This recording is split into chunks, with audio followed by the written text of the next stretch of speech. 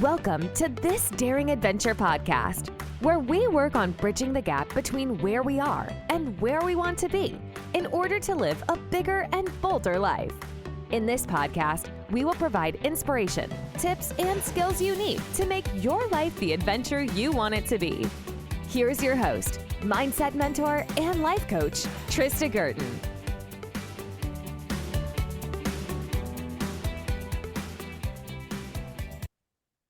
Hey everybody, welcome to This Daring Adventure. And I want to start off with asking you a question.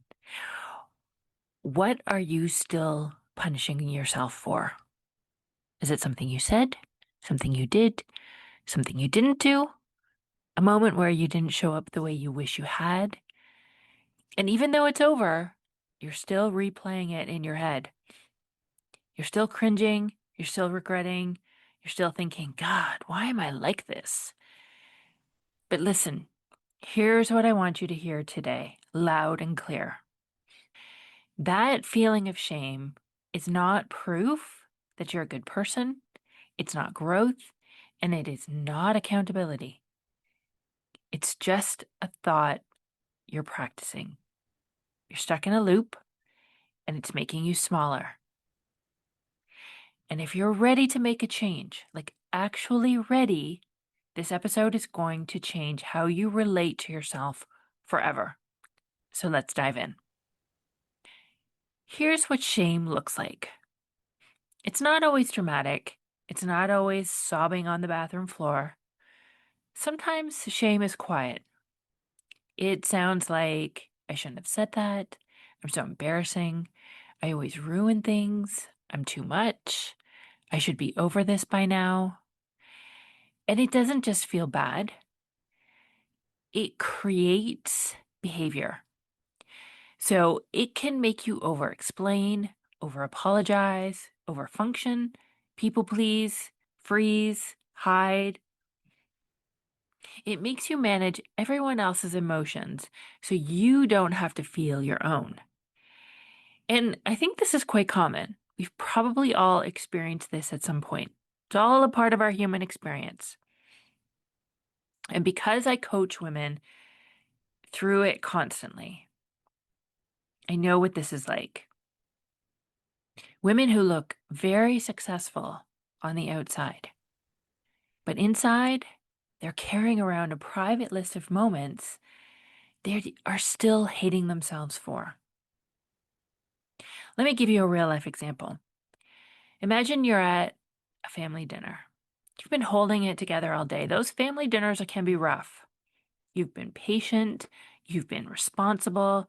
You've been the good girl version of yourself. And you're getting tired. And someone makes a comment. Not even a huge one. Just a little dig. Little judgment. Little passive-aggressive jab disguised as maybe concern. And you feel it hit your nervous system like a slap. You feel that wave of emotion. Your heart races, your face gets hot, and your brain starts spinning. And then you snap. And you say something sharp. You don't have to scream, you don't have to throw a drink, nothing like that. But you say something with enough edge that people notice. And that maybe the room goes a little bit quiet. And the second it leaves your mouth, you're sort of like, oh God, why did I say that? And maybe later that night, shame arrives like it pays rent. You replay it, you rewrite it. You're feeling terrible and you're punishing yourself for it. You think I'm such a jerk, I'm immature, I should have handled it better, I shouldn't let her get to me like that. I'm supposed to be evolved. And you just don't feel shame about the comment. You feel shame about who you are. And that is where women get stuck. Not because they said something, but because they are deciding what it means. Shame isn't caused by what happened. And here's the distinction that will set you free. It's not caused by what you did. It's caused by what you were thinking about what you did. Because most women think I feel ashamed because I messed up. No, you feel ashamed because you're thinking, I shouldn't have messed up. That proves I'm not who I want to be. Now I'm going to be rejected. Now they're going to think terribly of me. Now I'm the problem. Shame isn't coming from that past moment. It's coming from your brain right now, which is great news because you can't change the past, but you can change what you're making it mean. And when you do, you don't just feel better, you show up differently in your entire life. And I want to be clear. It's not that maybe you don't apologize. It's maybe not that you don't say sorry. You can do all those things. You can own it, but you're just not beating yourself up about it. You're not making it mean that you're a terrible person. You take responsibility, but then you move on. So let's break this down. You said something sharp, something that you didn't want to say. That's it. It's a neutral fact. We could prove it. Everybody could say, yes, she said that. You're having a thought that you shouldn't have said it. The feeling that that creates is shame, embarrassment, maybe it's regret or self-disgust. And then what happens is maybe you withdraw, you over apologize, you spiral, you obsess, you have all these thought loops. Maybe you send a text or two. You're promising yourself you'll do better next time. But you're really beating yourself up and causing an extra layer of suffering. The result is that you keep training your brain to believe that you are unsafe to be yourself. And that is the trap. Because shame doesn't create growth, it creates performance. Performance is exhausting. Performance is that extra layer of suffering that's unnecessary. And here's what we don't realize. Most of us are using shame as a coach. You think shame is the thing that keeps you accountable, that it's the thing that makes you improve, that try harder, be better. You think if I'm bad enough, I'll change. But that's not the way to learn. Imagine trying to teach a child like that. Shame here is not teaching you how to process emotions, to communicate better. It's not teaching you how to regulate your nervous system. It's teaching you one thing, and that is to hide. Beat yourself up, feel terrible. And when you hide, you don't expand, you don't grow, you don't lead, and you're not creating the life you actually want. You're just trying to keep being that good girl, to be acceptable, to be nice. But I'm not interested in you being acceptable. I want you to end the suffering. I want you to be free.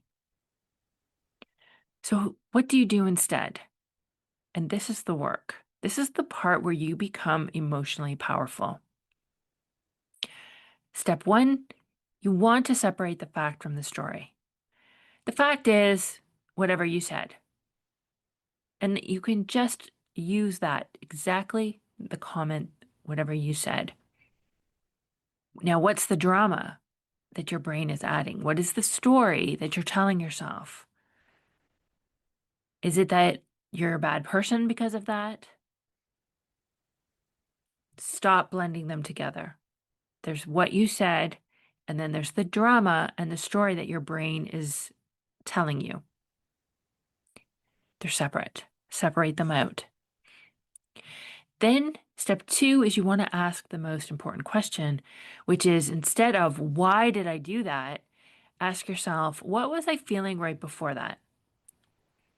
And usually it's not shame, right? It's fear, it's hurt, it's embarrassment, it's feeling powerless. And your brain reacted. Not because you're broken, not because there's something wrong with you, but because you're human.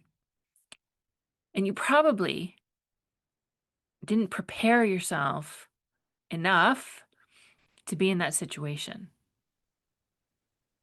But we'll go into more of that later. But just know you're human.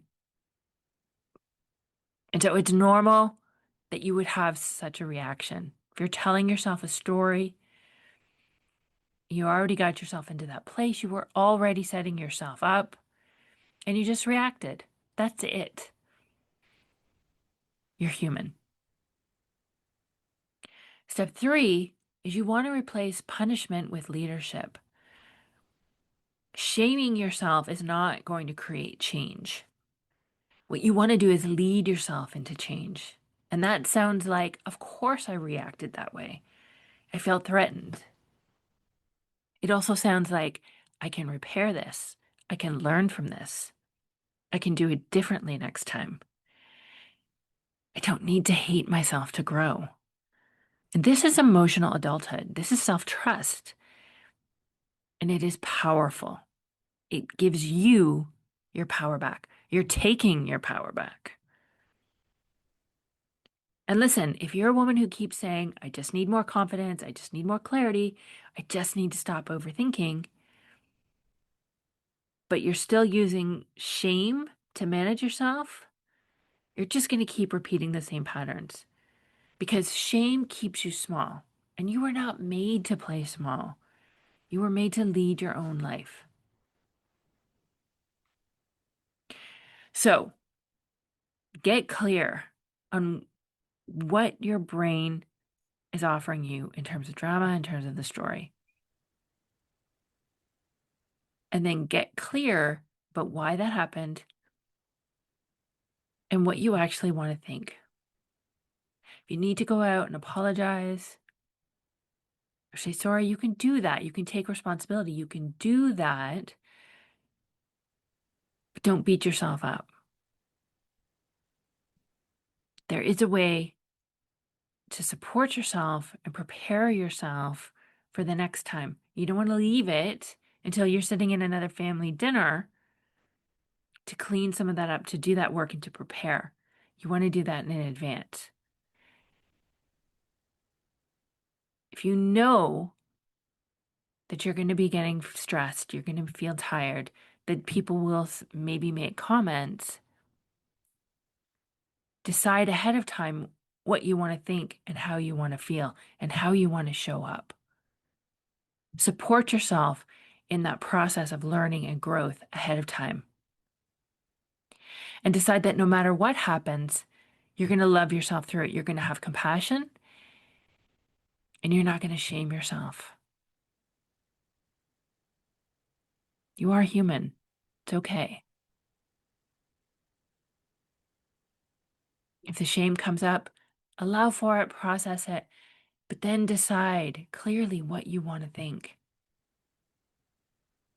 And use this as an opportunity to learn and to grow. Because that's where your power is. So here's what I want to offer you. If you are ready to stop spiraling, if you're ready to stop carrying around emotional weight from moments that are already over, if you're ready to build self-trust and become the woman who can handle anything without turning on herself, I want to coach you. Right now, it is January 2026. For one more week, basically till the end of January, I'm offering a free 50-minute coaching session with me. And this is for women who are truly ready to change. We're not sort of thinking about it. We're not dabbling. We are changing. We are growing. And as I said, this is only available till January 31st. So the link to my calendar will be in the show notes. Schedule your call now. And in that session, we can identify the shame pattern you've been stuck in. We'll clean up what your brain is making things mean, and we'll create a plan for how you're going to start showing up as the woman who you want to be. Because you don't need more time, you need the right tools and support. I can help you go there. All right. Thanks for listening. I'll talk to you next week. Bye-bye.